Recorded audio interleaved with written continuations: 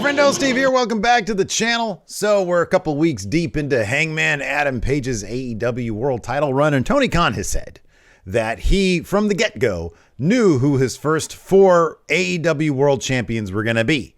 It was going to be Jericho, Mox, Kenny Omega, and Hangman Page, and it totally went down like that, even though he was signing up big names like Bryan Danielson, Adam Cole, Kevin Steen, that's coming in a couple months, and so on and so forth. So he knew from the beginning who his first 4 guys were going to be. Now, I wonder if he has any idea who the next 4 guys are going to be, given that the landscape of wrestling has changed so much, and AEW has, in fact, signed so many people and might sign a lot more people in the future. Well, I've made it easy for the guy. I've gone ahead and booked out the next 4, maybe even 8 AEW world champions. I even have the timeline. So I'm going to go ahead and let you guys know what I think about all that. First, do me a huge favor. Give this video a thumbs up. And if you haven't already, hit that subscribe button. Tell your friendos out there all about Wrestle Juice if they're into that kind of thing. And I also have a podcast with my best friend, Larson, over there at Going In Raw. So the link to that is in the description. Check that out if you haven't already. If you want to know my thoughts about all the weekly goings-ons in wrestling. Goings-on, is that even a real thing? I don't know. And also, let me know what you guys, who you think the next 4 champions should be in AEW. Maybe it'll be the same as mine, maybe not. Let's go ahead and dive into this. First up, December 15th of this year, Hangman Adam Page beats Bryan Danielson at Winter Is Coming. Maybe they wait until Battle of the Belts January 8th. Maybe they do that on the first episode of Dynamite over on TBS. In any event, he wins that first match against Bryan Danielson, and if they do a rematch, which they generally don't do, he'd win that as well. Moving on to January 8th, I believe that's Battle of the Belts. Maybe that's where he takes on Scorpio Sky, who is actually one of the top-ranked contenders for Hangman's title right now, although maybe he'll actually just challenge Sammy Guevara for his TNT title. I don't know. He's pretty high up in the rankings. Anyways, the point is, over the next couple months, we see Hangman Adam Page defeat a series of wrestlers who are more inclined to be singles guys, not necessarily in factions. So we see guys like maybe Miro, Lance Archer when he recovers, guys like that. We see Hangman Adam Page successfully defend his title against. But in the next couple months, over the next let's say 6 months or so, Adam Cole, Bebe, has built sort of an empire around him. So he's basically kicked Kenny Omega out of the elite, the super elite, whatever you want to call it. And so he starts forming a larger faction around him, including, of course, the Young Bucks, the guys in the elite, maybe Gallows and Anderson. When their contracts run up, they'll join AEW and join this faction. And then, of course, the biggest name, Kevin Steen, shows up, which I firmly believe is going to happen in AEW at the end of, I believe, January is when his contract comes up. So maybe sometime around, what is that pay-per-view? Revolution? Maybe at that point, Kevin Steen will make his debut. And in any event, Adam Cole has basically built himself this empire around himself after kicking Kenny Omega out of the group. Of course, Kenny's not going to be around for a little while anyway, so it'll give him plenty of time to rest up. Maybe he comes back for like a short period of time. They kick him out, and then et cetera, et cetera. So he does that. And then, of course, Kyle O'Reilly is going to probably show up. And so he'll have like this conglomeration of like the Bullet Club guys that he used to run with, the elite guys, and he'll have the Undisputed Era. So it's like just this whole giant universe surrounding Adam Cole. I think that'd be great.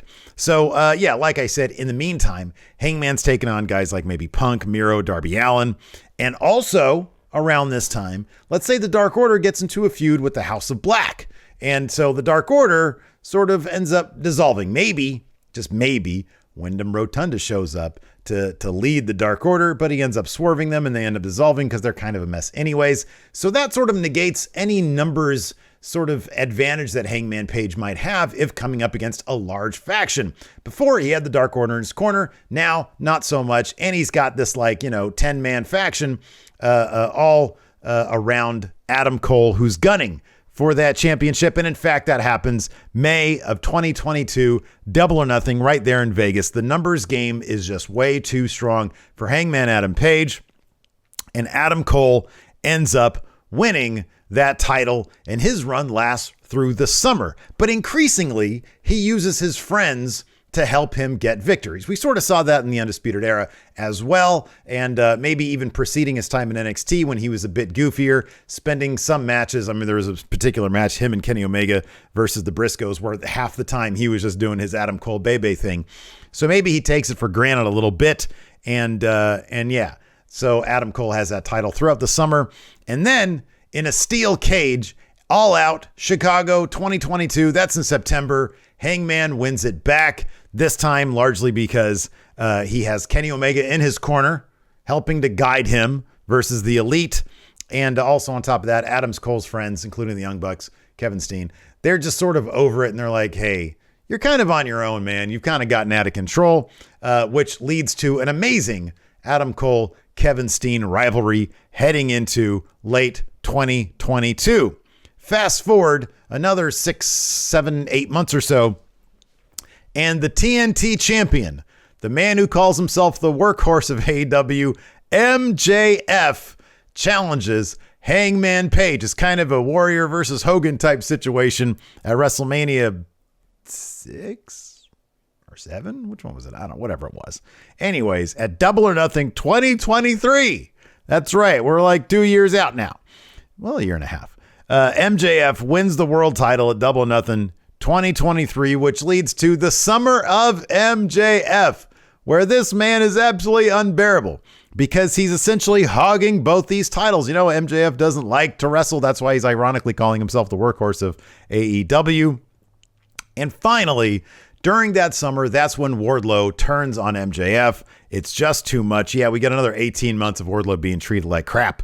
He finally turns on MJF. MJF puts his title up, his TNT title up, sometime in like June or July, whatever show they run there, Fighter Fest or whatever it is, or one of those special Saturday themed things like Battle of the Belts or whatever. And Wardlow ends up beating MJF for the TNT title, but he's still world champion. So he's like, I don't really care. And then in the lead up to All Out, CM Punk, the man who lost against MJF all the way back in late 2021, early 2022.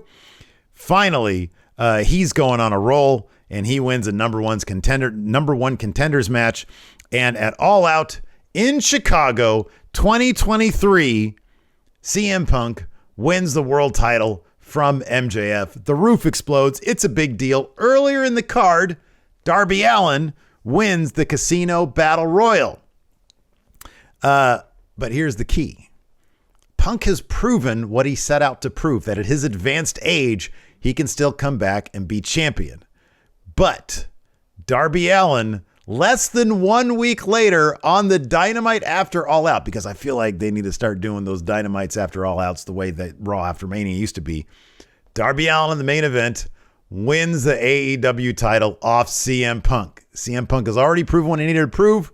Darby Allin, still in Chicago, beats Punk for the title. Crowd goes crazy because it mirrors Punk's debut a couple years earlier. And Darby Allin is then your AEW world champion. And and then after that, you can do all sorts of things. Who knows going to be in the company at that point?